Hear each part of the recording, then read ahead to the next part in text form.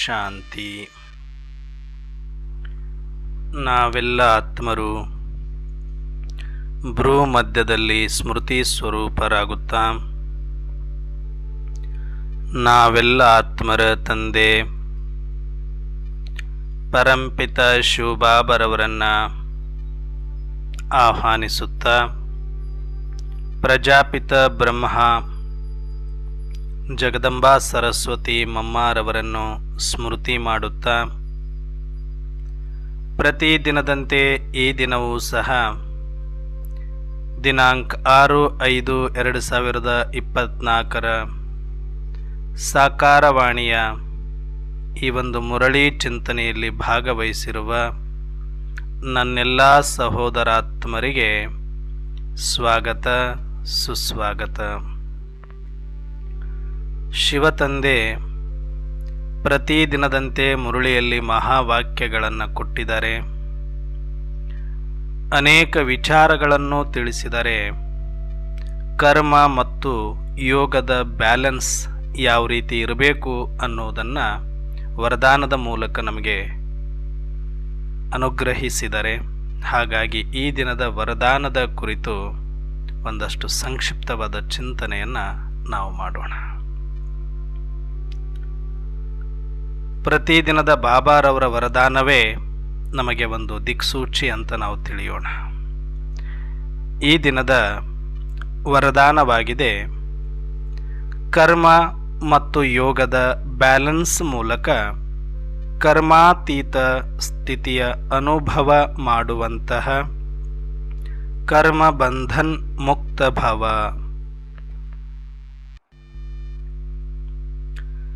ಕರ್ಮ ಮತ್ತು ಯೋಗದ ಬ್ಯಾಲೆನ್ಸ್ ಇಟ್ಕೊಳ್ಳಿ, ಆಗ ಕರ್ಮಾತೀತಿಯ ಸ್ಥಿತಿಯ ಅನುಭವ ಆಗುತ್ತಾ. ಕರ್ಮಾತೀತ ಸ್ಥಿತಿಯ ಅನುಭವ ಮಾಡುವಂತಹ ಕರ್ಮದ ಬಂಧನದಿಂದ ಮುಕ್ತರಾಗಿ ಅನ್ನುವ ವರದಾನ ಕೊಟ್ಟಿದ್ದಾರೆ. ಬಹಳಷ್ಟು ಮಕ್ಕಳಿಗೆ ಯೋಗ ಅಂದಾಗ ನಾವು ಬ್ಯುಸಿ ಇದ್ದೀವಿ, ನಮಗೆ ಟೈಮ್ ಇಲ್ಲ, ತುಂಬ ಜವಾಬ್ದಾರಿ ಇದೆ, ನಾನು ಬಂಧನದಲ್ಲಿ ಸಿಕ್ಕಾಕ್ಕೊಂಡ್ಬಿಟ್ಟಿದ್ದೀನಿ, ಇದೆಲ್ಲ ಮುಗಿದ ಮೇಲೆ ನಾವು ಬರ್ತೇವೆ ಮಾಡ್ತೇವೆ ಅಂತ ಹೇಳ್ತಾರೆ.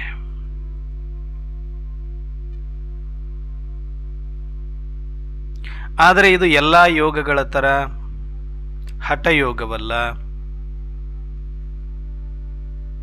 ಅಥವಾ ಇದನ್ನು ಹೀಗೆ ಮಾಡಬೇಕು ಅನ್ನುವಂಥ ನಿಯಮನೂ ಇಲ್ಲ.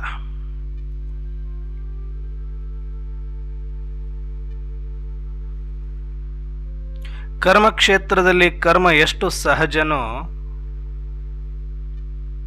ಆತ್ಮನಿಗೆ ಸ್ಮೃತಿಯು ಅಷ್ಟೇ ಸಹಜವಾಗಿರುವಂಥದ್ದು. ಆದರೆ ಇಲ್ಲಿಯ ತನಕ ನನ್ನ ಆತ್ಮ ಅನ್ನೋದನ್ನು ಮರೆತಿರೋದ್ರಿಂದ, ಆ ಸ್ಮೃತಿಯಿಂದ ಸುಮಾರು 5,000 ವರ್ಷಗಳಿಂದ ವಂಚಿತನಾಗಿರೋದ್ರಿಂದ ನನಗೆ ಈಗ ಆ ಸ್ಮೃತಿಯ ಬಹಳ ಭಾರ ಅನ್ನಿಸ್ತಾ ಇದೆ. ಆ ಸ್ಮೃತಿಯಲ್ಲಿರೋದೇ ಒಂದು ದೊಡ್ಡ ಕಠಿಣ ವ್ರತ ಅಂತ ನನಗೆ ಅನ್ನಿಸ್ತಾ ಇದೆ.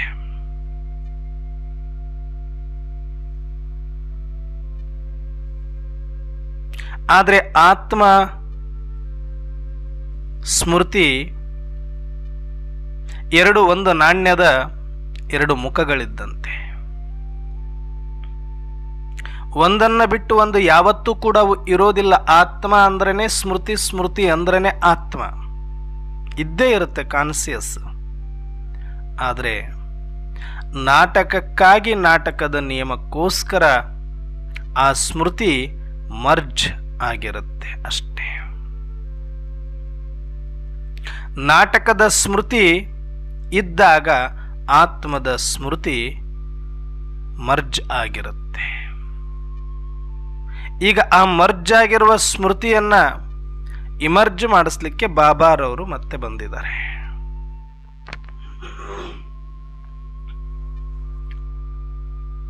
ಆದರೆ ಇದನ್ನು ನಾವು ಸ್ವಲ್ಪ ಸೂಕ್ಷ್ಮವಾಗಿ ಅರ್ಥ ಮಾಡ್ಕೊಳ್ತಾ ಹೋದ್ರೆ ಇದು ನ್ಯಾಚುರಲ್, ಇದು ಸಹಜ, ಇದು ಯೋಗ ಅನ್ನೋದು.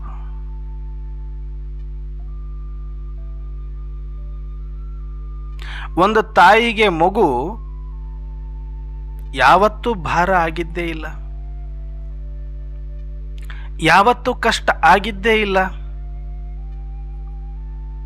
ಒಂದು ತಾಯಿ ತನ್ನ ಮಗುವನ್ನ ಗರ್ಭದಲ್ಲಿ ಇಟ್ಟಾಗಿನಿಂದಲೂ ಕೂಡ ಅಯ್ಯೋ ಇದು ಒಂಥರ ಭಾರ ಆಗ್ತಿದೆ, ಇದು ಒಂಥರ ಕಷ್ಟ ಆಗ್ತಿದೆ ಅಂತ ಅನ್ಕೊಂಡಿದ್ರೆ ನಾವು ಯಾರೂ ಕೂಡ ಜನ್ಮವನ್ನು ಪಡಿತಾನೆ ಇರಲಿಲ್ಲ.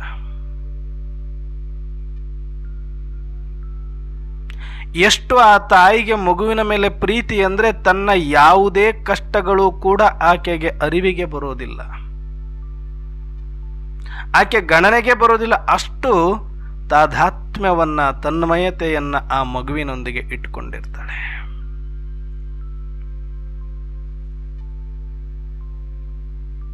ಮಗು ಗರ್ಭದಲ್ಲಿದ್ದಾಗಲೂ ಕೂಡ ಸಣ್ಣ ಪುಟ್ಟ ಕೆಲಸಗಳನ್ನ ಮಾಡ್ತಾನೆ ಇರ್ತಾಳೆ. ಆಗ ಹೇಳೋದಿಲ್ಲ ಅಯ್ಯೋ ನನ್ನ ಗರ್ಭದಲ್ಲಿ ಮಗು ಇದೆ, ನಾನು ಏನು ಮಾಡ್ಲಿಕ್ಕೆ ಆಗಲ್ಲ ಅಂತ ಒಂದೇ ಕಡೆ ಯಾವ ತಾಯಿನೂ ಕೂಡ ಕೂತಿಲ್ಲ, ಕೂಡುವುದೂ ಇಲ್ಲ.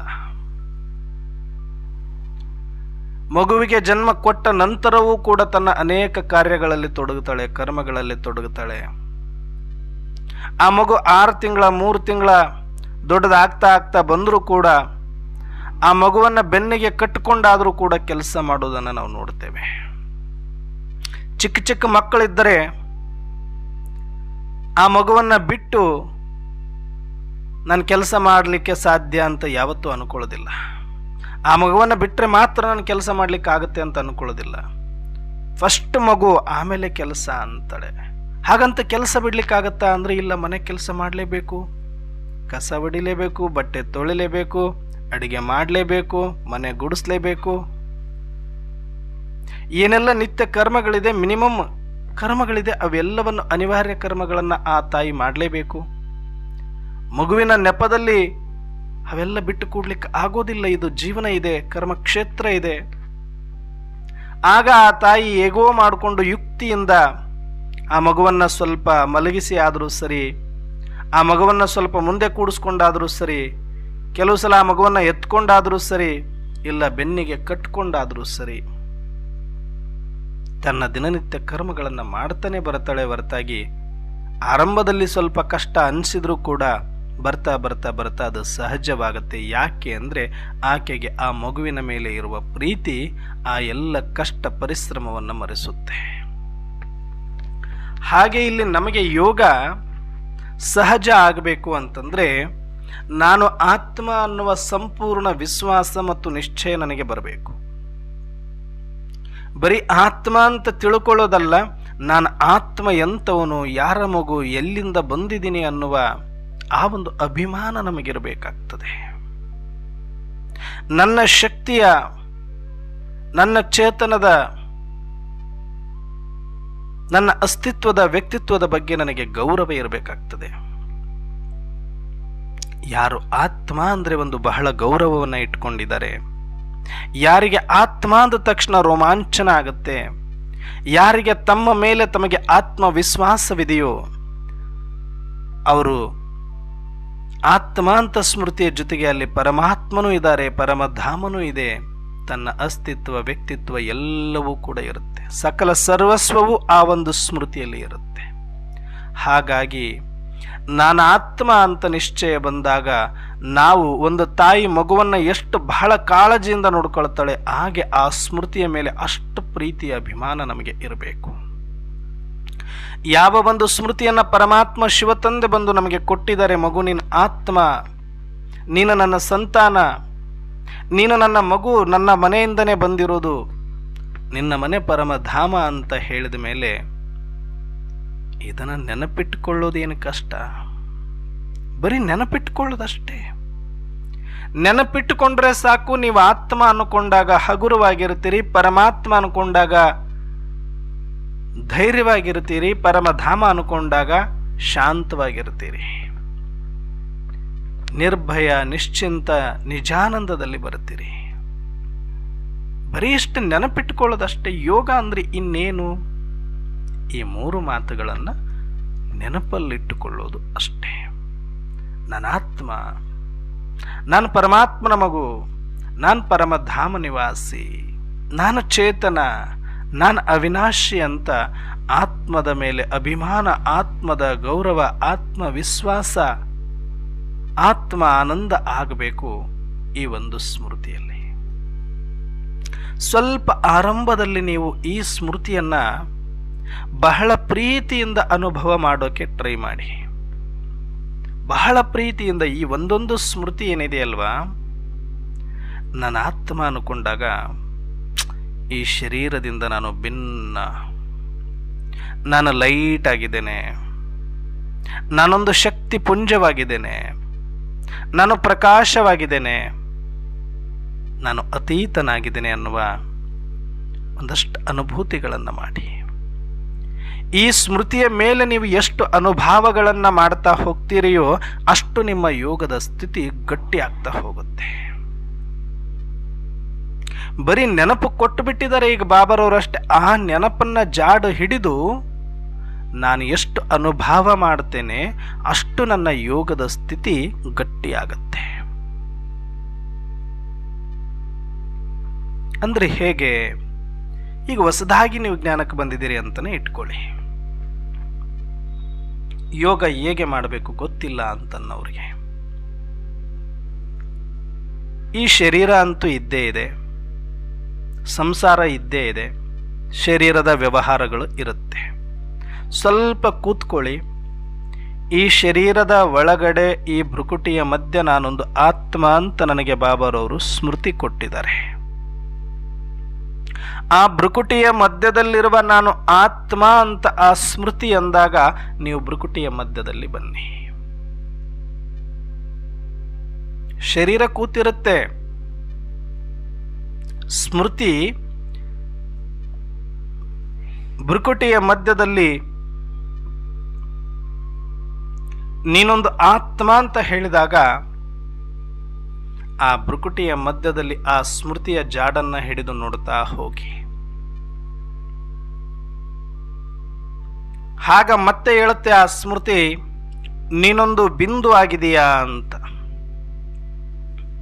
ಆಗ ಒಂದಷ್ಟು ಸಮಯ ಆ ಬಿಂದುವನ್ನೇ ನೋಡ್ತಾ ನೋಡ್ತಾ ನೋಡ್ತಾ ನೋಡ್ತಾ ನೋಡ್ತಾ ಹೋಗಿ. ಆಗ ಮತ್ತೆ ಆ ಸ್ಮೃತಿ ಹೇಳುತ್ತೆ, ನೀನೊಂದು ಚೈತನ್ಯ ಅಂತ ಹೇಳುತ್ತೆ. ಆಗ ಆ ಚೇತನ ಶಕ್ತಿಯನ್ನ ನೋಡ್ತಾ ನೋಡ್ತಾ ನೋಡ್ತಾ ನೋಡ್ತಾ ಅನುಭವದಲ್ಲಿ ಹೋಗಿ.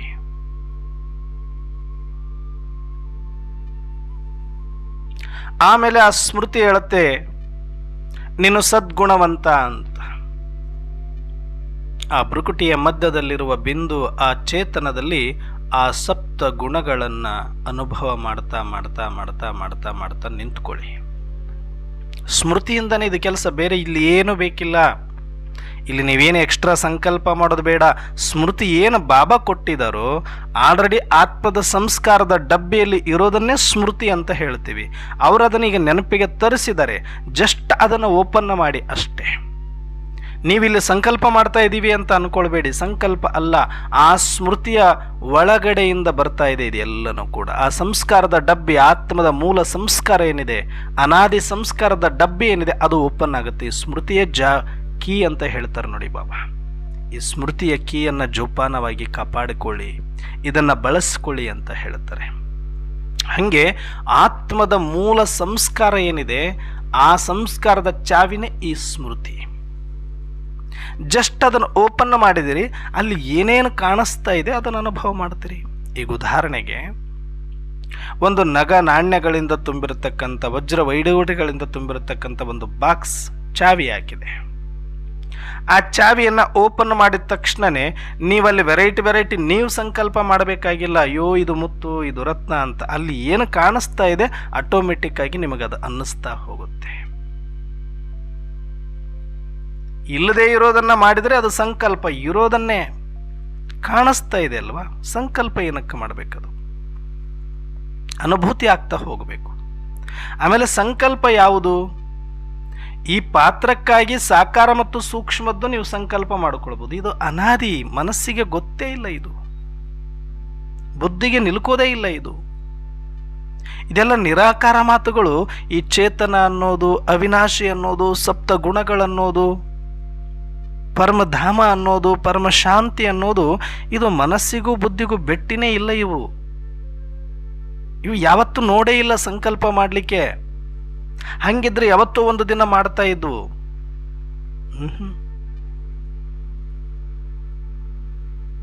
ಇದು ಇಂದ್ರಿಯ ಅತೀತವಾಗಿರತಕ್ಕಂಥದ್ದು. ಇಲ್ಲೇ ಡಿಫರೆನ್ಸ್ ಬರುತ್ತೆ ನೋಡಿ. ಮನಸ್ಸು, ಬುದ್ಧಿ, ಸಂಸ್ಕಾರ ಬೇರೆ, ಅನಾದಿ ಸಂಸ್ಕಾರ ಬೇರೆ. ಅದಕ್ಕೆ ಇಲ್ಲಿ ಆದಿ ಸಂಸ್ಕಾರ, ಪೂಜ್ಯ ಸಂಸ್ಕಾರ, ದೇವತಾ ಸಂಸ್ಕಾರ ಬೇರೆ ಬೇರೆ ಬೇರೆ ಬೇರೆ ಅಂತ ಹೇಳೋದು. ಪಾತ್ರದ ಸಂಸ್ಕಾರಗಳು ಬೇರೆ. ಇದಕ್ಕೆ ಮನಸ್ಸು, ಬುದ್ಧಿ ಬೇಕಾಗುತ್ತೆ, ನಾವು ಬಳಸ್ಕೊಳ್ತೀವಿ.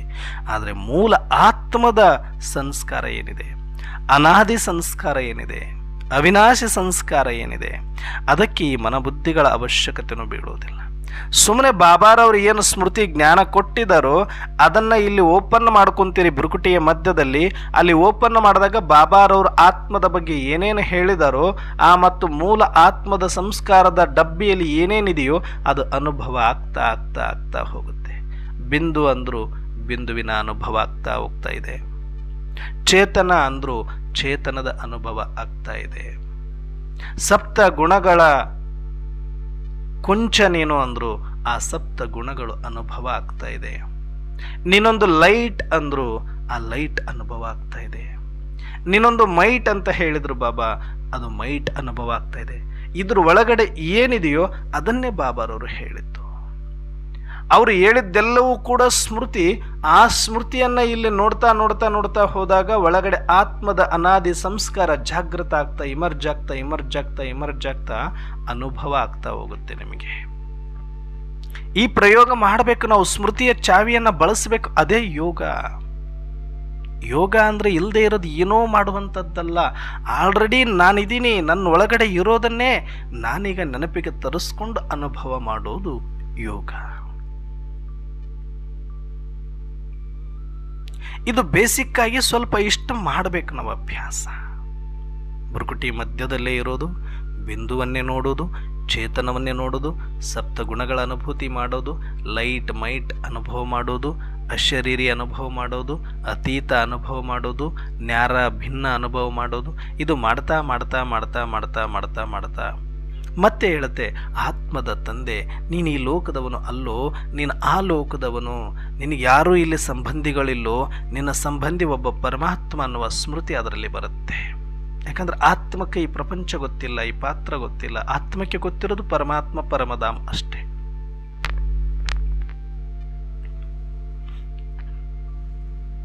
ಆಗ ನೀವು ಆತ್ಮ ಅದೇ ಬುರುಕುಟಿಯ ಮಧ್ಯದಲ್ಲಿ ಲೈಟ್ ಮೈಟ್ ಸ್ವರೂಪ ಅನುಭವ ಮಾಡ್ತಾ ಮಾಡ್ತಾ ಮಾಡ್ತಾ ಮಾಡ್ತಾ ಸಂಪನ್ನ ಸಂಪೂರ್ಣ ಅನುಭವ ಮಾಡ್ತಾ ಮಾಡ್ತಾ ಮಾಡ್ತಾ ಮಾಡ್ತಾ ಮಾಡ್ತಾ ವಿದೇಹಿಯಾಗಿ ಪರಮಧಾಮಕ್ಕೆ ಹೋಗ್ತೀರಿ. ಆ ಪರಮಧಾಮನು ಕೂಡ ಈ ಆತ್ಮದ ಸಂಸ್ಕಾರದಲ್ಲೇ ಇದೆ. ಅದೆಲ್ಲ ನೆನಪುಗಳ ಬುತ್ತಿ ಎಲ್ಲಿದೆ? ಆತ್ಮದ ಸಂಸ್ಕಾರದಲ್ಲಿದೆ. ಆ ಆತ್ಮದ ಸಂಸ್ಕಾರದಲ್ಲಿ ಆ ಪರಮಧಾಮದ ಆ ಪರಮಶಾಂತಿಯ ಅನುಭೂತಿ ಏನಿದೆ ಅದು ಅನುಭವ ಆಗ್ತಾ ಆಗ್ತಾ ಆಗ್ತಾ ಆಗ್ತಾ ಇನ್ನೂ ಅತೀತ ಆಗಿಬಿಡ್ತೀರಿ, ಇನ್ನೂ ಲೈಟ್ ಆಗಿಬಿಡ್ತೀರಿ, ಇನ್ನೂ ಡಿಟ್ಯಾಚ್ ಆಗಿಬಿಡ್ತೀರಿ.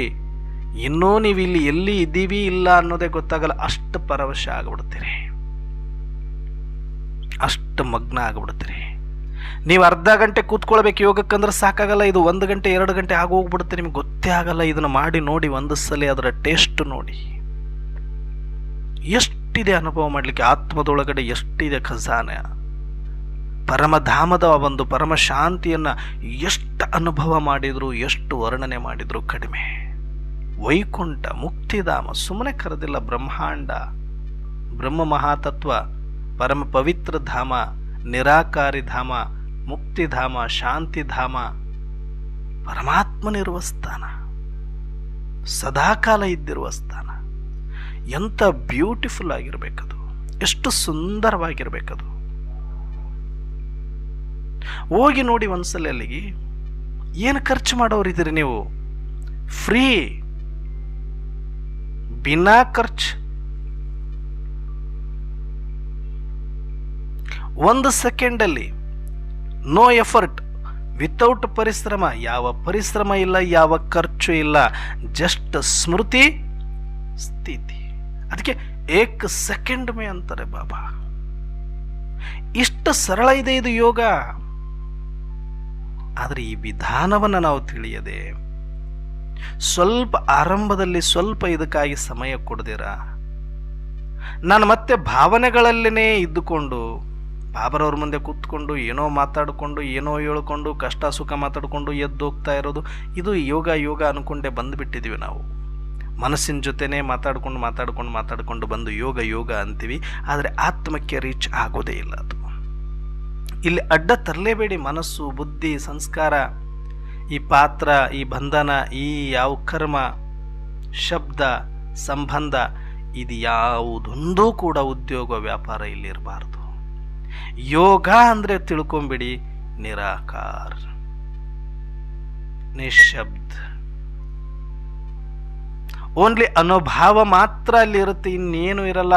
ಅದು ಎಷ್ಟು ಬ್ಯೂಟಿಫುಲ್ ಅಂದರೆ, ಯೋಗ ಅಂದರೆ ತಿಳ್ಕೊಳ್ಳಿ, ಶರೀರಕ್ಕೆ ಹೇಗೆ ವಿಧ ವಿಧವಾದ ಭೋಜನವನ್ನು ಸ್ವೀಕಾರ ಮಾಡಿಸ್ತೀರಿ, ವಿಧ ವಿಧವಾದ ಖಾದ್ಯಗಳನ್ನು ಕೊಡ್ತೀರಿ, ಅಮೃತ ಪಾನೀಯಗಳನ್ನು ಕುಡಿಸ್ತೀರಿ.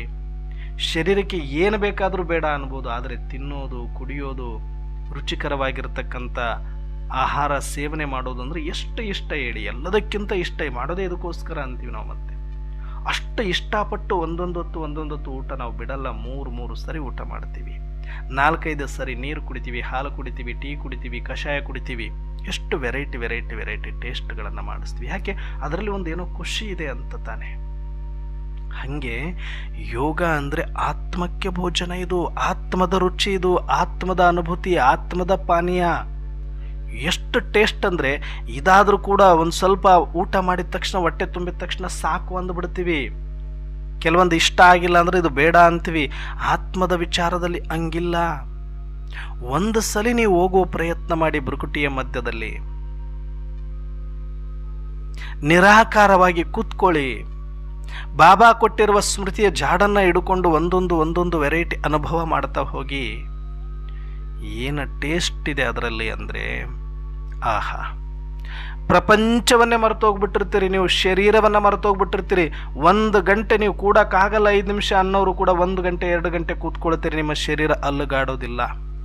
100%. ನೀವು ಎಲ್ಲಿ ಯಾವ ರೀತಿ ಮಾಡಬೇಕಾಗಿತ್ತು ಆ ರೀತಿ ಯೋಗದ ವಿಧಾನವನ್ನು ಅಳವಡಿಸಿಕೊಂಡದ್ದೇ ಆದರೆ ಶರೀರ ಸ್ಥಿರವಾಗೇ ಆಗುತ್ತೆ.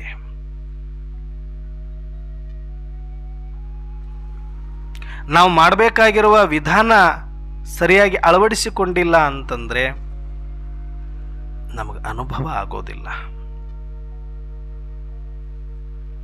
ಆಗ ನಮಗೆ ಯೋಗ ಅಂದ್ರೇ ಇದು ಪರಿಶ್ರಮ ಅನ್ನಿಸ್ಲಿಕ್ಕೆ ಆರಂಭ ಆಗ್ಬಿಡುತ್ತೆ. ಯೋಗ ಅಂದ್ರೇ ಇದಕ್ಕೆ ಸಮಯ ಕೊಡಬೇಕು ಅನಿಸುತ್ತೆ. ಹಾಗಿಲ್ಲ, ಇದು ಆರಂಭದಲ್ಲಿ ಅಭ್ಯಾಸ. ಯಾಕಂದ್ರೆ 5,000 ವರ್ಷದಿಂದ ಯಾವ ಒಂದು ಸಂಸ್ಕಾರದಿಂದ ವಂಚಿತರಾಗಿದ್ದೀವಿ, ಸ್ಮೃತಿಯಿಂದ, ಅದನ್ನು ಮತ್ತೆ ಮಾಡ್ಕೊಳ್ಬೇಕು ಅಂದಾಗ ಸ್ವಲ್ಪ ತೀಡಬೇಕಾಗತ್ತೆ. ಆರಂಭದಲ್ಲಿ ಮಕ್ಕಳು ಬಂದ ತಕ್ಷಣನೇ ಸ್ಲೇಟ್ ಕೊಟ್ಟ ತಕ್ಷಣನೇ ಬರೆದು ಬಿಡಲ್ಲ, ಒಂದು 4 ದಿನ ತೀಡಬೇಕಾಗುತ್ತೆ. ಆಮೇಲೆ ತನಗೆ ಹೆಂಗೆ ಬೇಕೋ ಹಂಗೆ ಬರಿತಾ ಬರುತ್ತೆ. ಹಾಗೆ ಒಂದು 4 ದಿನ ಅಭ್ಯಾಸ ಮಾಡಿ ಇದನ್ನು ಸಾಕು. ಆರಂಭದಲ್ಲಿ 1 ತಿಂಗಳು 2 ತಿಂಗಳು ಅಭ್ಯಾಸ ಮಾಡಿ ನೋಡಿ. ಬರೀ ನಿರಾಕಾರ ಇರಬೇಕಲ್ಲಿ. ಯೋಗ ಅಂದ್ರೇನೆ ನಿರಾಕಾರ. ಅದರ ಜೊತೆ ಇದನ್ನು ಮಿಕ್ಸ್ ಮಾಡಬೇಡಿ, ಪಾತ್ರವನ್ನು ಮಿಕ್ಸ್ ಮಾಡಬೇಡಿ, ಸಂಸಾರವನ್ನು ಮಿಕ್ಸ್ ಮಾಡಬೇಡಿ, ವ್ಯವಹಾರವನ್ನು ಮಿಕ್ಸ್ ಮಾಡಬೇಡಿ.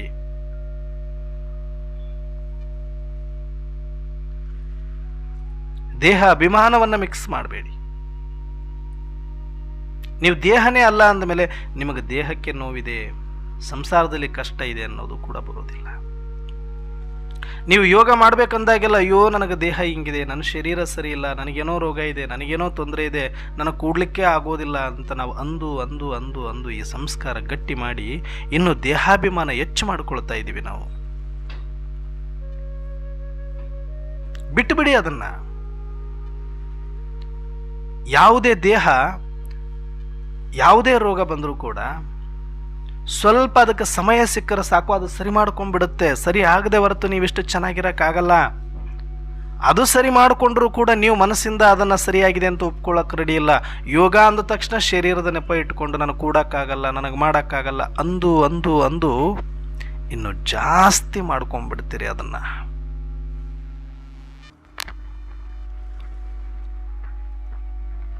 ಅದಕ್ಕೆ ಯೋಗ ಅಂದರೆ ಅದು ಒಂದು ಶಾಪಿಂಗ್ ಮಾಲ್ ಅನ್ಕೊಳ್ಳಿ, ಇಲ್ಲ ಬಂಗಾರದ ಅಂಗಡಿ ಅನ್ಕೊಳ್ಳಿ. ಮಾತೆಯರಿಗೆ ಎಷ್ಟೇ ರೋಗ ಇರಲಿ, ಎಷ್ಟೇ ತೊಂದರೆ ಇರಲಿ, ಬಂಗಾರದ ಅಂಗಡಿಗೆ ಹೋಗೋಣ ನಿಮಗೆ ಬಂಗಾರ ಕೊಡಿಸ್ತೀವಿ ಅಂದರೆ ಆರೋಗ್ಯದ ನೆಪ ಹೇಳ್ತೀರಿ ಯಾವತ್ತಾದ್ರೂ? ಇಲ್ಲ ಶಾಪಿಂಗ್ ಮಾಡ್ತೀವಿ ನಿಮಗೆ ಒಳ್ಳೆ ಒಳ್ಳೆ ಬಟ್ಟೆ ಕೊಡಿಸ್ತೀವಿ ಅಂತಂದರೆ ಯಾವತ್ತಾದರೂ ಬೇಡ ಅನ್ನೋರು ಇದ್ದೀರಾ? ಬೇಕಾಗಿರೋದು ಒಂದು ಸೀರೆ ಇದ್ದರೂ ಕೂಡ ಆವಾಗ ಕಾಲು ನೋವು ಹೊಂಟೋಗ್ಬಿಡುತ್ತೆ, ತಲೆನೋವು ಹೊಂಟೋಗ್ಬಿಡುತ್ತೆ, ಹುಷಾರಿಲ್ಲದ್ದು ಹೊಂಟೋಗ್ಬಿಡುತ್ತೆ. ಅಲ್ಲಿ ಒಂದು ಸೀರೆ ಅಂದರೆ ಅವನ ಅಂಗಡಿಯವನೇ ಸುಸ್ತಾಗಿ ಹೋಗಬೇಕು. ಅಷ್ಟು ತೆಗೆದು ನೋಡಿ ತಿರುಗಾಡಿ ಸಂಜೆವರೆಗೂ ಆ ಶರೀರದ ಕಡೆ ಗಮನ ಇರಲ್ಲ. ನೀವು ತಗೊಳ್ಳೋದು 4 ಸೀರೆ, ಇಡೀ ದಿನ ಅಷ್ಟು ಇಷ್ಟು ಸುತ್ತಲ್ಲ, ನೀವು ಅಷ್ಟು ಸುತ್ತಾಡ್ತೀರಿ. ಆಗೆಲ್ಲೋಗಿತ್ತು ಕಾಲು ನೋವು? ಆಗೆಲ್ಲೋಗಿತ್ತು ರೋಗ? ಆಗೆಲ್ಲೋಗಿತ್ತು ಚಿಂತೆ, ಸಂಸಾರದ ಭಯ? ಆಮೇಲೆ ಮಾಲಿಂದ ಹೊರಗೆ ಬಂದರೆ ಸಾಕು, ಅಯ್ಯೋ ಸುಸ್ತಾಯ್ತು, ಅವಾಗ ನೆನಪಾಗತ್ತೆ. ಯಾಕಂದ್ರೆ ಮತ್ತೆ ಅಲ್ಲಿ ಕೆಲಸ ಮಾಡಬೇಕಲ್ಲ, ಮತ್ತೆ ಮನೆಗೆ ಹೋದ ಮೇಲೆ ಅವಾಗ ಮತ್ತೆ ನೆಪಗಳು ಸ್ಟಾರ್ಟ್ ಮಾಡುತ್ತೆ ಇದು ಶರೀರ. ಅಂದರೆ ಇದಕ್ಕೆಲ್ಲ ಕಾರಣ ಏನು? ನಿಮ್ಮ ಶರೀರಕ್ಕೆ ಇದೇ ಇಲ್ಲ ಅಂತ ನಾನು ಹೇಳಲ್ಲ. ತಮೋ ಪ್ರಧಾನ ಶರೀರ, ಎಲ್ಲರಲ್ಲೂ ಒಂದಲ್ಲ ಒಂದಷ್ಟು ಲೋಪದೋಷಗಳು, ಅವಗುಣಗಳು, ತಮೋ ಪ್ರಧಾನತೆ, ರೋಗಗಳು ಇದ್ದೇ ಇರುತ್ತೆ. ಕೆಲವರಿಗೆ ಗೊತ್ತಿರುತ್ತೆ, ಕೆಲವರಿಗೆ ಗೊತ್ತಿರಲ್ಲ, ಕೆಲವರಿಗೆ ಸೂಕ್ಷ್ಮವಾಗಿ, ಕೆಲವರಿಗೆ ಸ್ಥೂಲವಾಗಿ ಪ್ರಾಬ್ಲಮ್ಸ್ ಇದ್ದೇ ಇದೆ. ಆದರೆ ಅದಕ್ಕಿಂತ 10 ಪಟ್ಟು 100 ಪಟ್ಟು ಮಾಡಿಕೊಂಡಿರೋದು ಯಾವುದು ಅಂದರೆ ನಮ್ಮ ಮನಸ್ಸು. ನಾವು ಅನ್ಕೊಂಡು ಅದನ್ನೇನು ಮಾಡಿದ್ದೀವಿ? ತುಂಬ ಭಾರ ಮಾಡ್ಕೊಂಡ್ಬಿಟ್ಟಿದ್ದೀವಿ. ಆ ದೇಹವನ್ನು ಇನ್ನೂ ಕೊಬ್ಬಿಸಿಬಿಟ್ಟಿದ್ದೀವಿ. ಅದನ್ನು ಕಲ್ಲು ಥರ ಜಡ ಮಾಡ್ತಾ ಇದ್ದೀವಿ. ಇದು ನೆಪ ಯಾವಾಗ ಆಗತ್ತೆ ಅಂದರೆ, ಯಾವುದು ನಿಮಗೆ ಇಷ್ಟ ಇಲ್ಲದ ಕೆಲಸ ಮಾಡುವಾಗ ಮಾತ್ರ ಈ ನೆಪಗಳು ಜಾಸ್ತಿ ಬರುತ್ತೆ. ಅದೇ ನಿಮಗೆ ಇಷ್ಟದ ಕೆಲಸಗಳು ಮಾಡುವಾಗ, ಯಾರೋ ನಿಮ್ಮ ನೆಂಟರು ಬಂದರು, ಯಾರೋ ನಿಮ್ಮವರು ಬಂದರು, ನಿಮ್ಮ ಸ್ನೇಹಿತರು ಬಂದರು, ನೀವು ಮಾತಾಡ್ತಾ ಕೂತ್ಕೊಂಡ್ರೆ ಗಂಟೆಗಟ್ಟಲೆ ಆದರೂ ಕಾಲು ನೋವಿರಲ್ಲ, ಕೆಲಸದ ನೆನಪಿರಲ್ಲ. ಅಯ್ಯೋ ನಾನು ಅಷ್ಟು ಕೆಲಸ ಇದೆ, ಇಷ್ಟು ಕೆಲಸದ ಏನೂ ಇಲ್ಲ, ಆರಾಮಾಗಿ ಮಾತಾಡ್ತಾ ಅವ್ರ ಸುದ್ದಿ ಇವ್ರ ಸುದ್ದಿ ಮಾತಾಡೋದ್ರಲ್ಲಿ ಇಡೀ ದಿನ ಕಳೆದು ಬಿಡ್ತೀರಿ. ಅವತ್ತು ಶರೀರ ಬೇನೆ ಇರಲ್ಲ. ಅಂದರೆ ನಿಮ್ಮ ಮನಸ್ಸು ಎಲ್ಲಿ ಆಸಕ್ತಿಯಿಂದ ಯಾವ ಕಾರ್ಯ ಮಾಡುತ್ತೋ ಅದರೊಳಗಡೆ ನಿಮಗಿಷ್ಟ ಇರೋ ಕೆಲಸ ಮಾಡುವಾಗ ಶರೀರ ಅಡ್ಡಿಪಡಿಸೋದಿಲ್ಲ ಅನ್ನೋದು ಇದ್ರ ಒಳಗಡೆನೆ ಪ್ರೂವ್ ಆಗುತ್ತೆ. ಹಾಗೆ ನೀವು ಯೋಗ ಅನ್ನೋದನ್ನು ಅದು ಏನೋ ಒಂದು ಕಠಿಣ ಶಿಕ್ಷೆ ಥರ ನೋಡಬೇಡಿ. ಜೈಲಲ್ಲಿ ಕೈದಿಗಳಿಗೆ ಶಿಕ್ಷೆ ಕೊಟ್ಟಾಗ ಏನೋ ಒಂದು ಸಣ್ಣ ಕೆಲಸನೋ, ಅಯ್ಯೋ ಇದು ಶಿಕ್ಷೆ, ಒಂದು ಕಸ ಹೊಡಿಯೋದೆ, ಮನೆಯಲ್ಲಿ ಹೊಡಿತಾರೆ, ಅದೇ ಜೈಲಲ್ಲಿ ಹೊಡಿಯೋಕೆ ಹೋದ್ರೆ ನನಗೆ ಶಿಕ್ಷೆ ಕೊಟ್ಬಿಟ್ಟಾರೆ ಅನಿಸುತ್ತೆ. ಏನು ಮನೇಲಿ ಪರಕೆ ಹಿಡಿದು ಕಸನೇ ಹೊಡಿಯಲ್ವಾ? ಜೈಲಲ್ಲಿ ಇನ್ನೇನು ಕೊಡ್ತಾರೆ ಅವ್ರ ಕೆಲಸ? ಅದೇ ಕಸ ಹೊಡಿ, ಅದೇ ಇನ್ನೇನೋ ಮಾಡು, ಕಟ್ಟಿಗೆ ಕಡಿ, ಬೇರೆ ಬೇರೆ ಕೆಲಸಗಳನ್ನು ಕೊಟ್ಟಿರ್ತಾರೆ. ಮನೆಯಲ್ಲಿ ಮಾಡುವಂಥ ಕೆಲಸಗಳಿರುತ್ತೆ, ಅಲ್ಲೇನೋ ಅವ್ರಿಗೇನು ಬೇರೆ ಕೆಲಸಗಳಿರುತ್ತೆ. ಅದನ್ನು ಶಿಕ್ಷೆ ಅಂತ ಅಂದ್ಕೊಂಡ್ರೆ ಶಿಕ್ಷೆ ಅನಿಸುತ್ತೆ. ಇದು ಒಂದು ಮನೆ ಅಂದ್ಕೊಂಡು ಮನೆ ಕೆಲಸ ಅಂದ್ಕೊಂಡ್ರೆ ಹಗುರ ಇರ್ತಾರೆ. ಕೆಲಸ ಒಂದೇ ಅಲ್ವಾ, ಸ್ಥಾನ ಬೇರೆ ಅಷ್ಟೇ. ಅದನ್ನು ಜೈಲು ಅಂದ್ಕೊಂಡ್ರೆ ಜೈಲಾಗುತ್ತೆ. ಅದೇ ನಮ್ಮ ಮನೆ ಅಂದ್ಕೊಂಡವನಿಗೆ ಅದು ಯಾಕೆ ಜೈಲಾಗಕ್ಕೆ ಹೋಗುತ್ತೆ? ಅಲ್ಲೂ ಟೈಮ್ ಸರಿ ಊಟ ಕೊಡ್ತಾರೆ, ಮನೆಯಲ್ಲಾದರೂ ಕೊಡಲ್ಲ. ಏನು ದಿನ ಹೊಡಿತಾರೆ ಅವ್ರು? ಒಂದಿನ ಹೊಡೆದು ಬಿಟ್ಟಿರ್ತಾರೆ ಅಷ್ಟೆ. ಹಾಗೆ ನಾವು ಅಂದುಕೊಂಡು ಅದಕ್ಕೆ ಹೊಂದಿಕೊಂಡ್ರೆ ಆಟೋಮೆಟಿಕ್ಕಾಗಿ ಎಲ್ಲವೂ ಸಹಜ ಆಗುತ್ತೆ ಅನ್ನೋದಕ್ಕೆ ಈ ಉದಾಹರಣೆ ಹೇಳ್ತಾ ಇದ್ದೀನಿ ಅಷ್ಟೇ. ಮತ್ತಿದನ್ನು ತಪ್ಪಾಗಿ ತಿಳ್ಕೊಳ್ಬೇಡಿ. ಕಳ್ಳರು ಆರಾಮಾಗಿದ್ದು ಬಿಡ್ತಾರಲ್ಲ ಅನ್ನೋರೇ ಅಂತ.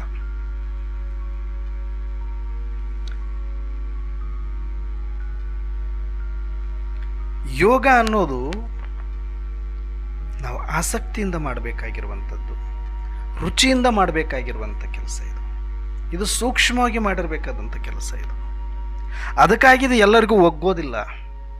ಬಹಳಷ್ಟು ಜನ ಇದರಲ್ಲಿ ಪರಿಶ್ರಮ ಆಗುತ್ತೆ, ಕಷ್ಟ ಆಗುತ್ತೆ ಅಂತ ಹೇಳ್ಕೊಳ್ತಾರೆ. ಯಾಕೆ ಅಂದರೆ ಈ ನಿರಾಕಾರದ ರುಚಿ, ಲೈಟ್ ಆಗಿರುವಂಥ ಟೇಸ್ಟ್, ಈ ಸಾಫ್ಟ್ ರುಚಿ ಏನಾಗಿದೆ, ಇದು ಇಡಿಸೋದಿಲ್ಲ ಅವರಿಗೆ. ಒಂದು ಮಾತಾಡಿದ್ರೆ ಖುಷಿ, ಏನೋ ತಿರುಗಾಡಿದ್ರೆ ಖುಷಿ, ಏನೋ ತಿಂದರೆ ಖುಷಿ, ಏನೋ ಕುಡಿದ್ರೆ ಖುಷಿ. ಈ ಥರ ಸ್ಥೂಲವಾಗಿರೋದನ್ನು ತಿನ್ನೋದು, ಕುಡಿಯೋದು, ತಿರುಗೋದು, ಏನೋ ಮಾಡಿದ್ರೆ ಖುಷಿ ಆಗುತ್ತೆ ಅಂದ್ಕೊಂಡ್ಬಿಟ್ಟಿದ್ದಾರೆ.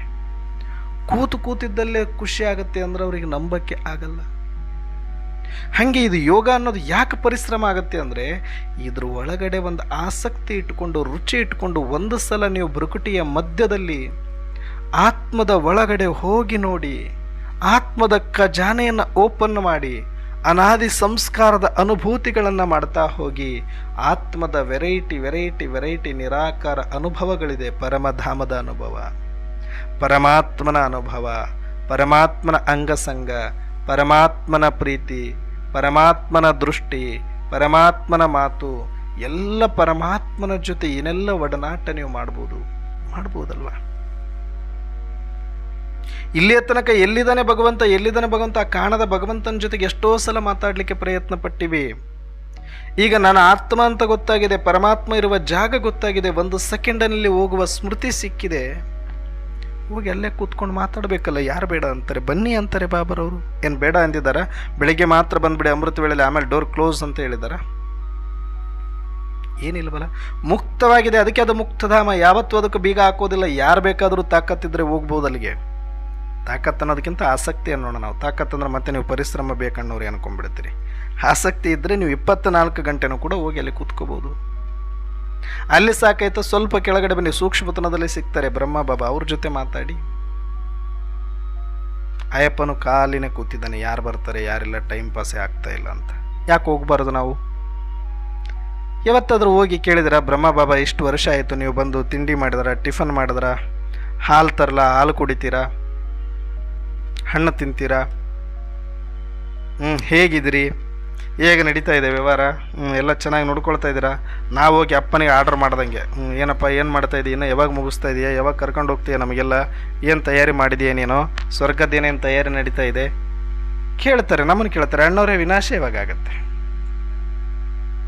ಅಣ್ಣವ್ರೆ ಇನ್ನೂ ಎಷ್ಟು ವರ್ಷ ಇರ್ಬೋದು ಅಣ್ಣವ್ರೆ? ಅದು ಎಷ್ಟು ನೈಸಾಗಿ ಕೇಳ್ತಾರೆ. ಯಾಕೆ? ಹೋಗಿ ವತನದಲ್ಲಿ ಕೂತ್ಕೊಂಡಿದ್ದಾನಲ್ಲ ಬ್ರಹ್ಮ ಬಾಬಾ, ಅಪ್ಪನ ಕೇಳಿ ಮಾತಾಡಿ, ಅಭ್ಯಾಸ ಮಾಡ್ಕೊಳ್ಳಿ. ಅದೇ ಯೋಗ. ಯಾವುದು ಪ್ರಪಂಚವನ್ನು ಮರೆಸಿ ನಿರಾಕಾರದ ಕಡೆಗೆ, ಸೂಕ್ಷ್ಮದ ಕಡೆಗೆ ನಮ್ಮನ್ನು ಕರ್ಕೊಂಡು ಹೋಗುತ್ತೆ, ಅದು ಯೋಗ. ಆತ್ಮದ ಸ್ಮೃತಿ ಇದ್ದುಕೊಂಡು ನೀವು ಏನೆಲ್ಲ ಮಾಡ್ತೀರಿ ಅದೆಲ್ಲವೂ ಯೋಗ. ಆತ್ಮದ ಸ್ಮೃತಿಯಲ್ಲಿದ್ದು ಪರಮಾತ್ಮನ ಜೊತೆ ಮಾತಾಡಿ, ಪ್ರಜಾಪಿತ ಬ್ರಹ್ಮಾರವರ ಜೊತೆ ಮಾತಾಡಿ, ಸೂಕ್ಷ್ಮತನದಲ್ಲಿ ಫರಿಸ್ತೆ ಆಗಿ, ಪರಮಧಾಮದಲ್ಲಿ ಬಿಂದುವಾಗಿ ಏನೆಲ್ಲ ವೆರೈಟಿ ಅನುಭೂತಿಗಳನ್ನು ಮಾಡ್ತೀರಿ ಅದು ಎಲ್ಲವೂ ಯೋಗನೇ. ಇದರಲ್ಲೇನು ಕಂಡೀಷನ್ ಇಲ್ಲ, ಹಿಂಗೇ ಇದ್ದು ಬಿಡಬೇಕು ಅಂತ. ಬೀಜ ಅಂದ ತಕ್ಷಣ ಜಡವಾಗಿ ಕೂತ್ಕೊಳ್ಬೇಕು ಅಲ್ಲ. ಬೀಜ ಅಂದ್ರೇನು? ಸಾರಕ್ಕೆ ಬರೋದು. ನನ್ನ ಆತ್ಮ ಅಂತ ಸಾರದಲ್ಲಿ ಇರೋದು. ಪಾತ್ರವನ್ನು ಮರೆತು ಆತ್ಮದ ಎಲ್ಲ ವಿಚಾರಗಳನ್ನು ನೀವು ಅನುಭವ ಮಾಡ್ಬೋದಲ್ಲಿ. ಆತ್ಮದ್ದು ತುಂಬ ವಿಸ್ತಾರವಿದೆ. ಅದರೊಳಗಡೆ ಎಷ್ಟು ಬೇಕಾದರೂ ಹೋಗಿ, ಅದು ಬೀಜನೇ, ಅದು ಎಸನ್ಸೆ, ಅದು ಸಾರನೇ, ಅದು ನಿರಾಕಾರ. ಈ ಸಾಕಾರ, ಈ ಶಬ್ದ, ಈ ಸಂಕಲ್ಪ ಏನಿದೆ ಇದು ವಿಸ್ತಾರ, ಇದು ನಿರಾಕಾರ, ಅದು ಸಾರನೇ ಅದು. ಹಾಗಾಗಿ ಇದನ್ನು ಒಂದು ಸಲ ನೀವು ಅಭ್ಯಾಸ ಮಾಡಿಕೊಡಿ. ಅಮೃತ ವೇಳೆಯಲ್ಲಾದರೂ ಸರಿ, ನುಮಾಶ್ಯಾಮಲ್ಲಾದರೂ ಸರಿ. ಇವತ್ತು ಸಾಯಂಕಾಲ ನುಮಾಶ್ಯಾಮಕ್ಕೆ ನನಗೊಂದು ಅದ್ಭುತವಾದ ವಿಡಿಯೋ ನೋಡಿದೆ ನಾನು. ದಾದಿಯರು, ಇನ್ನೂ ಯಜ್ಞ ಅವಾಗ 70 ವರ್ಷ ಆಗಿತ್ತು, ಇವಾಗ 88 ನಡೀತಾ ಇದೆ.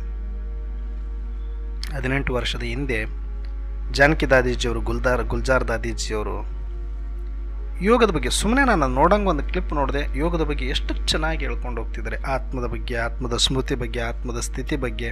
ಅದೇ ನಿಜವಾದ ಯೋಗ. ಅದೇ ಒಂದು ಪಾಠ ಪಕ್ಕ ಮಾಡಿಕೊಳ್ಳೋದು, ಅದೇ ನಮಗೆ ಅಭ್ಯಾಸ ಮಾಡಿಸಿರೋದು. ಆರಂಭದಲ್ಲಿ ನಮಗೆ ಅದರಲ್ಲಿ ರುಚಿ ಇರಲಿಲ್ಲ. ಯಾಕಂದ್ರೆ ನಾವು ಲೋಕ ರೂಢಿದಂತೆ ನಾವು ಚಿಕ್ಕ ಮಕ್ಕಳಿದ್ದೀವಿ. ನಮ್ಗೆ ಯಾವುದೇ ಆಧ್ಯಾತ್ಮಿಕದ ಅನುಭವ ಇರಲಿಲ್ಲ. ಸುಮ್ಮನೆ ಬಾಬಾ ಏನೋ ಆತ್ಮ ಅಂತಿದ್ರೆ ನಾವೆಲ್ಲ ತಲೆ ಕೆಡಿಸ್ಕೊಳ್ತಾ ಇರಲಿಲ್ಲ. ಸುಮ್ಮನೆ ಏನೋ ನಮ್ಮ ಪಾಡಿಗೆ ನಾವು ಏನೋ ಒಂದಷ್ಟು ಕೆಲಸ ಮಾಡ್ಕೊಂಡು ಹೆಂಗೋ ಒಂದು ಎದ್ದು ಅವ್ರ ಜೊತೆಗಿದ್ದು ಹಿಂಗೆ ಹೋಗ್ತಾ ಇದ್ವಿ.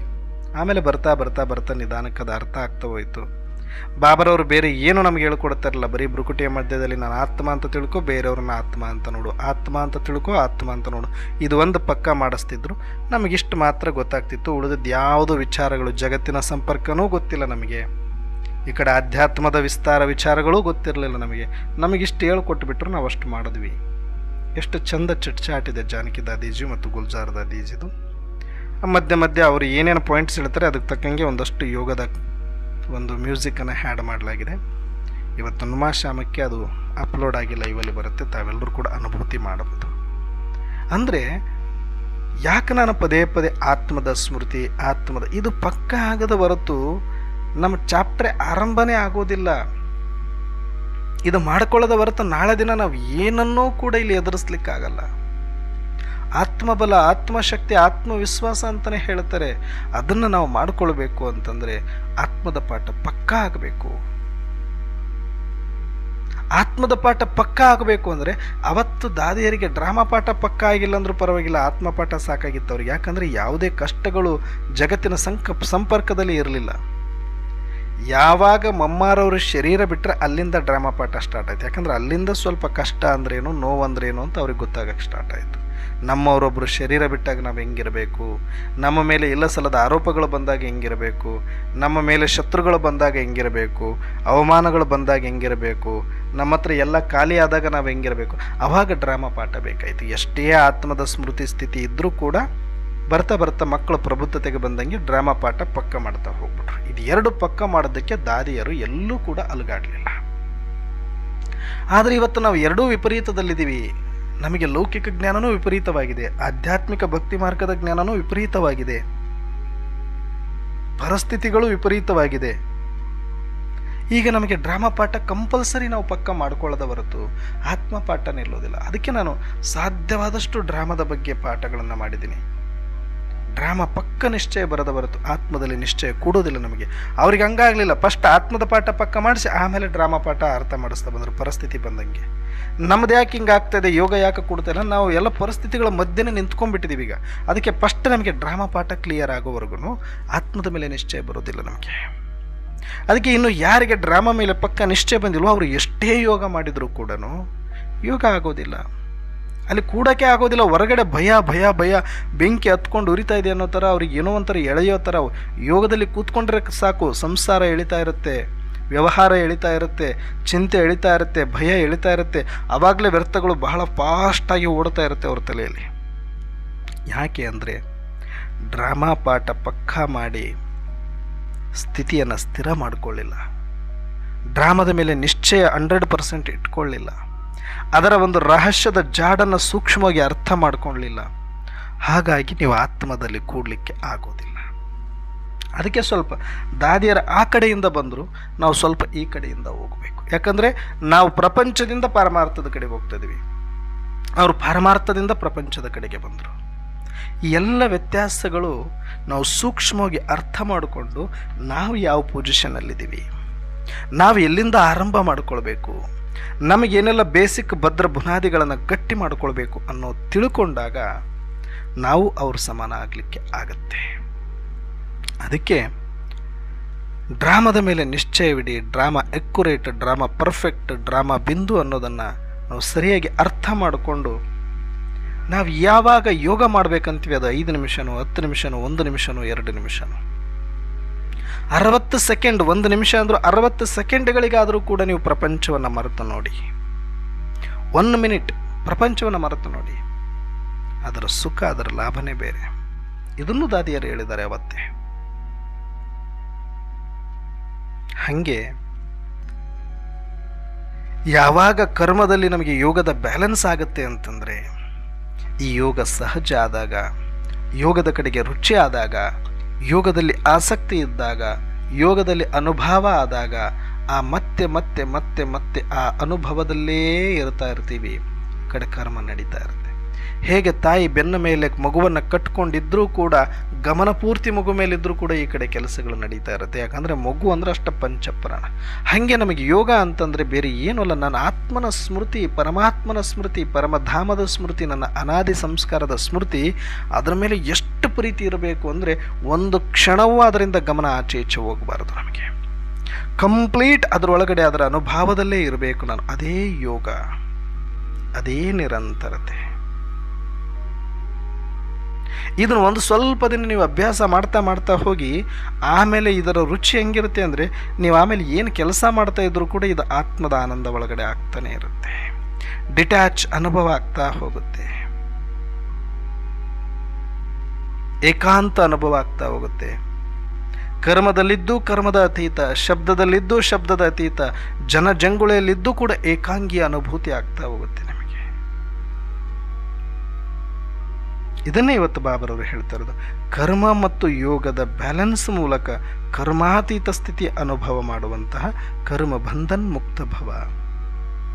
ಆ ಮಗುವನ್ನು ಬೆನ್ನಿಗೆ ಕಟ್ಕೊಂಡು ಬೇಗ ಬೇಗ ಬೇಗ ಬೇಗ ಬೇಗ ಬೇಗ, ಯಾಕಂದ್ರೆ ಆ ಮಗುವನ್ನು ಒತ್ಕೊಂಡು ಎಷ್ಟೊತ್ತು ಓಡಾಡಬೇಕು ಪಾಪ, ಅಥವಾ ಆ ಮಗು ಎಷ್ಟೊತ್ತು ಆ ರೀತಿಯಲ್ಲಿ ಇರಬೇಕು, ಅದಕ್ಕಾದರೂ ನಾವು ಬೇಗ ಬೇಗ ಕೆಲಸ ಮಾಡಬೇಕು ಅಂತ ಎಲ್ಲ ಕೆಲಸಗಳನ್ನು ಮುಗಿಸ್ಕೊಂಡು ಬಂದು ಮತ್ತೆ ಆ ಮಗುವನ್ನು ಆರಾಮವಾಗಿ ಮಲಗಿಸ್ತಾಳೆ, ಹಾಲು ಕುಡಿಸ್ತಾಳೆ, ಮಲಗಿಸ್ತಾಳೆ. ಅಷ್ಟು ಖುಷಿ. ಅಷ್ಟೊತ್ತು ಕೆಲಸ ಮಾಡಿದ್ದು ಎಲ್ಲ ಮಗುವಿನ ಪ್ರೀತಿಯಲ್ಲಿ ಮರೆತು ಹೋಗಿಬಿಟ್ಟಿರುತ್ತೆ ಆ ತಾಯಿಗೆ. ಹಾಗೆ ಇದು ಸಹಜ ಇದೆ, ಕಷ್ಟ ಮಾಡ್ಕೊಳ್ಳೋದು ಬೇಡ, ಸಿಂಪಲ್ ಇದೆ, ಸುಮ್ಮನೆ ಹೆಂಗೆಂಗೋ ತಗೊಳ್ಳೋದು ಬೇಡ. ನಾನು ಆತ್ಮನೇ, ನನ್ನೊಳಗಡೆ ಇರುವ ಈ ಅನುಭವಗಳನ್ನು ಮಾಡೋದೇ, ಇಮರ್ಜ್ ಮಾಡಿಕೊಳ್ಳೋದೇ ಯೋಗ, ನೆನಪಿಟ್ಟುಕೊಳ್ಳೋದೇ ಯೋಗ. ಅದಕ್ಕೆ ಬಾಬರವರು ಇದನ್ನು ಯಾದ್ ಅಷ್ಟೇ ಜಸ್ಟ್ ಸಹಜ ನೆನಪು ಅಂತ ತಿಳ್ಕೊಂಬಿಡಿ. ಇದನ್ನೇನೋ ಯೋಗ ಅಂದ ತಕ್ಷಣ ಮತ್ತೇನೋ ಕೂಡಬೇಕು, ಮತ್ತು ಹಿಂಗೇನೇ ಮಾಡಬೇಕು, ಇಲ್ಲೇ ಮಾಡಬೇಕು, ಇವ್ರ ಜೊತೆಗೇ ಮಾಡಬೇಕು ಅಂತ ವೆರೈಟಿ ಏನೂ ಇಟ್ಕೊಳ್ಬೇಡಿ. ಇಷ್ಟೇ ಇದು ಸಿಂಪಲ್. ನೀವು ಮನೆಯಲ್ಲಿದ್ದೀರೋ, ಕಾಡಲ್ಲಿದ್ದೀರೋ, ಗುಹೆಯಲ್ಲಿದ್ದೀರೋ, ಅರಮನೆಯಲ್ಲಿದ್ದೀರೋ, ಎಲ್ಲಾದರೂ ಇರಿ, ನಿಮ್ಮ ಅನಾದಿ ಸಂಸ್ಕಾರಗಳ ಬುತ್ತಿಯನ್ನು ಬಿಚ್ಚಿಕೊಂಡು ಊಟ ಮಾಡೋದೇ ಯೋಗ. ಸಿಂಪಲ್ಲಾಗಿ ಹೇಳಬೇಕು, ಇದು ಅನಾದಿ ಬುತ್ತಿ. ಇದು ಆ ಬುತ್ತಿಯನ್ನು ಬಿಚ್ಚೋದು, ಗಂಟನ್ನು ಬಿಚ್ಚೋದಕ್ಕೆ ಸ್ಮೃತಿ ಕೊಟ್ಟಿದ್ದಾರೆ.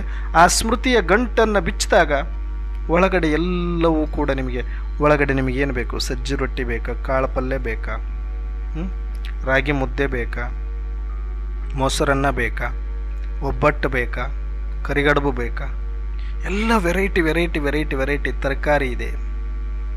ಅಷ್ಟು ವೆರೈಟಿ ಇದೆ ಒಳಗಡೆ. ಆತ್ಮದಲ್ಲಿ ಎಷ್ಟು ಅನುಭವ ಮಾಡ್ಬೋದು ನೀವು ಅಂದರೆ, ಆತ್ಮದ ಗುಣಗಳು, ಆತ್ಮದ ಸ್ವರೂಪಗಳು, ಆತ್ಮದ ಸ್ವಮಾನಗಳು, ಪರಮಧಾಮದ ಅನುಭವಗಳು, ಪರಮಾತ್ಮನ ಜೊತೆ ಇರುವ ಅನುಭವಗಳು. ಯಾಕೆ ನಾನು ಇದನ್ನು ಮತ್ತೆ ರಿಪೀಟ್ ಮಾಡ್ತೀನಿ ಅಂದರೆ, ಇಷ್ಟೇ ಜ್ಞಾನ, ಇದನ್ನೇ ಮಾಡಬೇಕಾಗಿರೋದನ್ನು ಸರಿಯಾಗಿ ಮಾಡಿದ್ರೆ ಆಗಬೇಕಾಗಿರೋದು ಸರಿಯಾಗಿ ಆಗುತ್ತೆ. ವಿಧಿಸೇ ಸಿದ್ಧಿ, ವಿಧಿ ಬಿಟ್ಟು ನಾವು ಮಾಡೋಕ್ಕಾಗಲ್ಲ. ಅದಕ್ಕೆ ಯಜ್ಞದಲ್ಲಿ ನಾವು ಏನು ನಡೆದಿದೆ ಅದನ್ನು ನೋಡಿಕೊಂಡು ಬಂದು ಇವಾಗ ನಾವೆಲ್ಲಿದ್ದೀವಿ, ನಾವು ಹೇಗೆ ಆರಂಭ ಮಾಡ್ಕೊಳ್ಬೇಕು ಅನ್ನೋದು ಯುಕ್ತಿ ಇದು.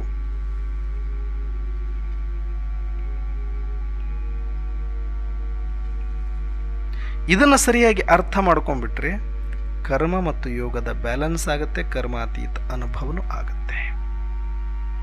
ಈ ರೀತಿಯಾಗಿ ಇವತ್ತು ನಾವು ಅಭ್ಯಾಸ ಮಾಡೋಣ.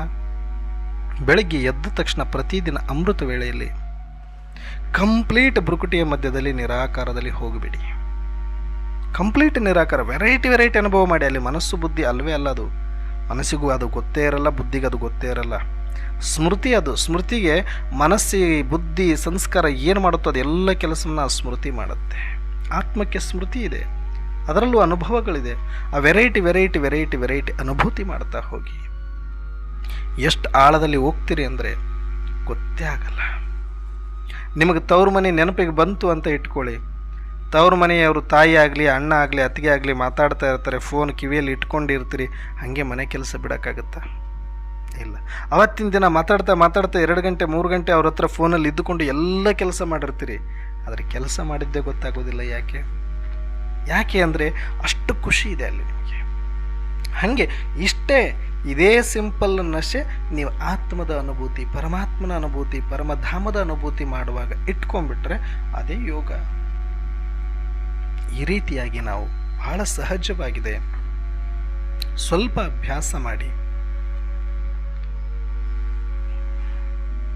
ಇದು ಸಹಜ ಯೋಗ, ಯಾವುದು ಕಠಿಣ ಯೋಗ ಹೇಳಿಲ್ಲ ಬಾಬರವರು.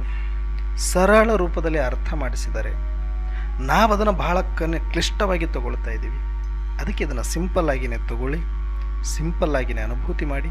ಅಮೃತ ವೇಳೆಯಲ್ಲಿ ಈ ರೀತಿಯ ಅನುಭೂತಿ ಮಾಡಿ ಅದೇ ಒಂದು ಅನುಭವದಲ್ಲಿನೇ ಮನೆ ಕೆಲಸಗಳನ್ನು ಆರಂಭ ಮಾಡ್ತಾ ಅದೇ ಒಂದು ಪರಮಧಾಮದ ಅನುಭೂತಿ, ಪರಮಾತ್ಮನ ಅನುಭೂತಿ, ಆತ್ಮದ ಅನುಭೂತಿ, ಲೈಟ್ ಅನುಭೂತಿ, ಮೈಟ್ ಅನುಭೂತಿ, ಡಿಟ್ಯಾಚ್ ಅನುಭೂತಿ, ವಿದೇಹಿ ಅನುಭೂತಿ, ಅಶರೀರಿ ಅನುಭೂತಿ, ಬೀಜರೂಪ ಅನುಭೂತಿ, ಎಷ್ಟು ಮಾಡ್ಬೋದು.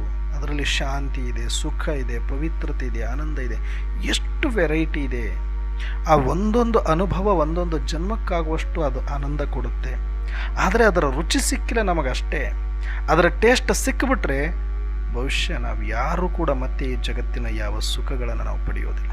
ಅಷ್ಟು ಅತೀಂದ್ರಿಯ ಸುಖ ಇದೆ ಅದು. ಅಂತ ಅತೀಂದ್ರಿಯ ಸುಖದ ಯೋಗದ ಅಭ್ಯಾಸವನ್ನು ಗಟ್ಟಿ ಮಾಡಿಕೊಂಡು ನಾವೆಲ್ಲರೂ ಕೂಡ ಪ್ರತಿಯೊಂದು ಕರ್ಮವನ್ನು ಸಹಜವಾಗಿ ಮಾಡ್ತಾ ಇಡೀ ದಿನದಲ್ಲಿ ಕರ್ಮಯೋಗಿಗಳಾಗಿ ಅಂತೂ ನಾವು ಇರಲೇಬೇಕು. ಶರೀರ ಇರೋವರೆಗೂ, ಪಾತ್ರ ಇರೋವರೆಗೂ, ಕರ್ಮಕ್ಷೇತ್ರದಲ್ಲಿ ಇರೋವರೆಗೂ ಸೂಕ್ಷ್ಮನೋ ಸ್ಥೂಲನೋ ಒಂದಲ್ಲ ಒಂದು ಕರ್ಮಗಳನ್ನು ಮಾಡ್ತಾ ಇರ್ತೀವಿ. ಆದರೆ ಈ ಕರ್ಮ ಮಾಡ್ತಾ ಮಾಡ್ತಾ ಒಳಗಡೆ ಅನುಭೂತಿ ಮಾತ್ರ ನಿರಾಕಾರದ್ದೇ, ಆತ್ಮದ್ದೇ, ಪರಮಾತ್ಮನದ್ದೇ ಆಗ್ತಾ ಇದ್ದರೆ ನಾವೇ ಕರ್ಮಾತೀತರಾಗ್ಬಿಡ್ತೀವಿ. ಇಂಥ ಒಂದು ಕರ್ಮಾತೀತ ಸ್ಥಿತಿಯನ್ನು ಆದಷ್ಟು ಬೇಗ ನಾವು ಪಡೆದುಕೊಂಡು ಬಾಬಾರವರ ಸಮಾನ ನಾವು ಸೇವೆಯನ್ನು ಮಾಡೋಣ ಅಂತ ಹೇಳ್ತಾ ಇವತ್ತಿನ ಚಿಂತನೆಯನ್ನು ಮುಕ್ತಾಯ ಮಾಡ್ತಾ ಇದ್ದೀನಿ. ಅಚ್ಚಾ, ಓಂ ಶಾಂತಿ.